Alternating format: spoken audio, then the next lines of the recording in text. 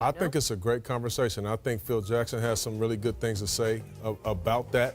For medicinal use, I think we absolutely need to have that conversation. The Players Association need to talk about that with the NBA because there's a lot of science behind it, right? I mean, these people, we've been through a ton of injuries, a lot of injuries.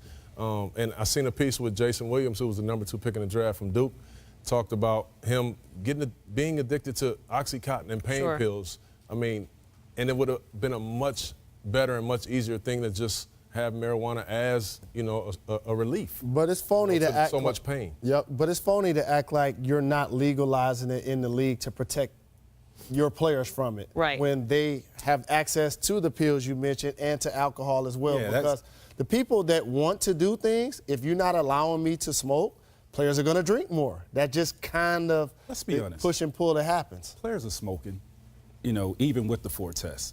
We've been around guys that, you know, smoke during the season. It just happens.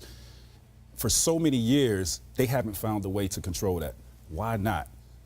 When you smoking, have you been around guys that smoke? How mellow are they? They ain't causing no problems.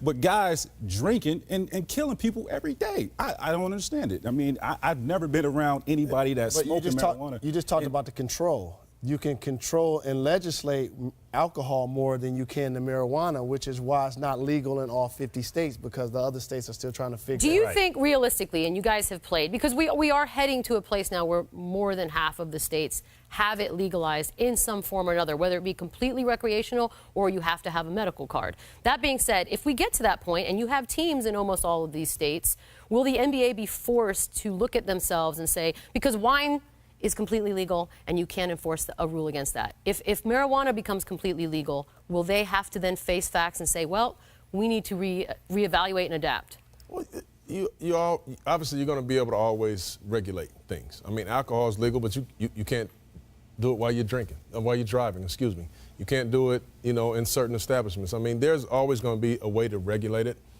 But when you're talking about, you know, protecting your investment, protecting these players, protecting the guys, if that's a source of medicinal marijuana, if that's something that can help out with your franchise and with your organization, with your players, I mean, that's a discussion that needs to happen. For sure. I mean, I honestly played with players.